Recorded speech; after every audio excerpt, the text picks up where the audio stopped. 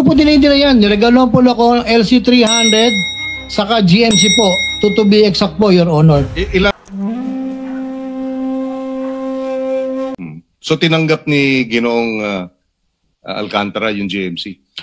Opo, tinanggap niya po. Pero nito po, ibinalik niya po sa binalik niya po sa amin. Kasi baka daw po abutan sa kanya yung yung sasakyan. Your Honor, if I may, Go ahead. birthday ko po nung dinala nila sa akin yan. Birthday gift na po nilang 3. Biniro ko pa nga sila. Anong gagawin ko dyan? Sana pinera nyo na lang. Biniro ko pa po sila ha. That was my birthday po ha. I think birthday po or Pasko. 2 beses po sila nagbigay sa akin ng regalo. Dahil ang tingin ko naman po, dahil sila naman po ay tao ko, naalagaan ko po yan. Dumating ako, ordinary engineer to, sunod-sunod po sa akin yan. Inamin ko po, minahal ko po yung mga taong yan. Ito lang pong pagkakataon to, hindi ko po matanggap yung kanilang ginawa. Actually, nung yun po ay pumutok na po ito, totoo po, Your Honor, sinuli ko po yung dalawang sasakyan. Sabi ko, hindi ko kailangan niya kung dyan ang galing yan, Your Honor. Yun lang po, Your Honor. Hindi ko po dinidira yan. Niregaloan po ako ng LC300 saka GMC po. To be exact po, Your Honor. Ano yung panahon na yun? Kailan binigay yung una? Ang alam ko po dyan, isang birthday po saka isang Kailan basta ang may birthday okasyon mo? po September 7 po, Your Honor. So yung GMC? Nauna po yung Last year. GMC po yata, Your Honor. Hindi ko na po ma-recall kung ano po nauna. 2023? Parang 2023 po yata or 2024. Alin po sa dalawa lang po, Your Honor. At may kasunod pong LC300 dyan. After the birthday, parang Pasko po Your Honor. Hindi po, GMC po na kulay white po, Your Honor. Sandali. So, matagal nang binibigay sa yung mga regalo, hindi mo ba nagtatanong o hindi ka nagtataka saan galing yung pera?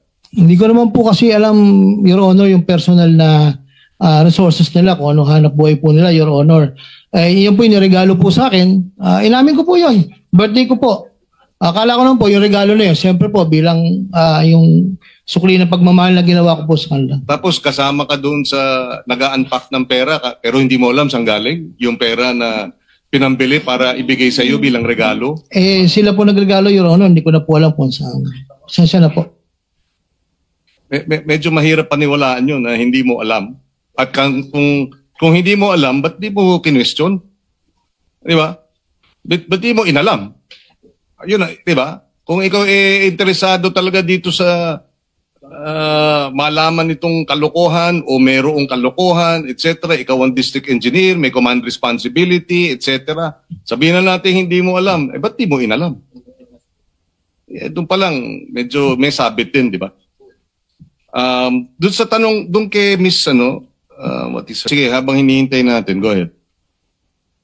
Yung sasakyan po na LC300 at GMC, hindi po namin niregalo yun. Hiningi niya po yun sa amin. Ang niregalo at ang hiningi niya pong regalo ng birthday niya ay isang Patek po na relo. Magkano yung Patek? Nasa 5 million mahigit po. Nakabili kayo? Opo. Opo. Saan? Alam ko parang dito po banda sa Makati namin binili yun. Kaya pa-order ka nun, 2 taon bago makakabili. Paano kayo nakabili? Yung black market po yung binilan, Your Honor. Baka sa bangko, peke. Hindi naman. Hindi ko po alam. Tapos, Your Honor, humihingi po si Boss Henry ng 2% additional kung gusto mong magkaroon ka ng project sa susunod pa. Pag hindi ka nagbigay ng 2% na additional kung magkano ang kontrata mo, nasa list priority ka.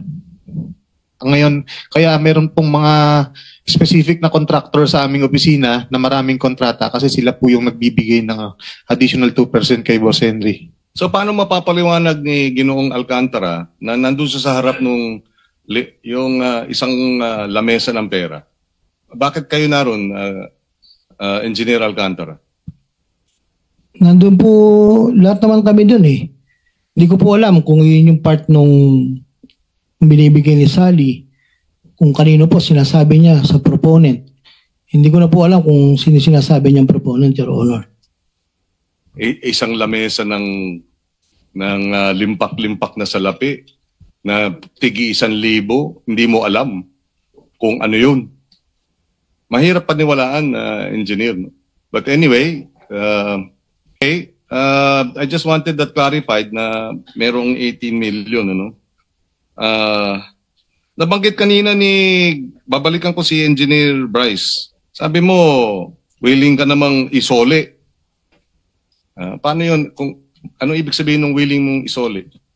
Ako po yung sasakyan po na nag-share po ako, willing po ako isoli kasi hindi ko naman po pinaghirapan yun eh.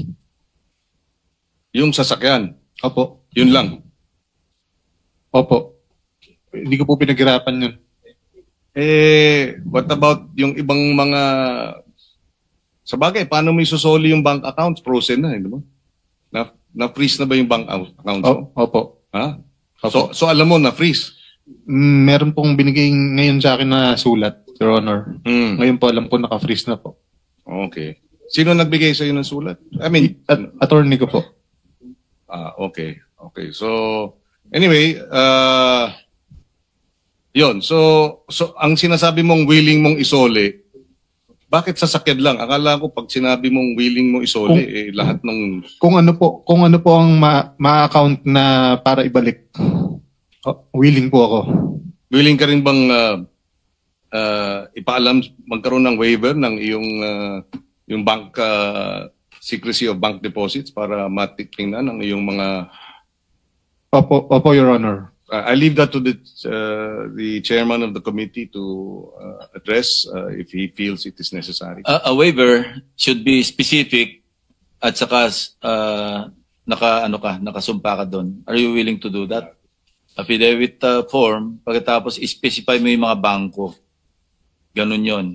Hindi pwedeng blanket. Opo. Gagawin mo? Opo. Sige, mag-consult ka na lang sa lawyer mo. Later na lang. No? If you really are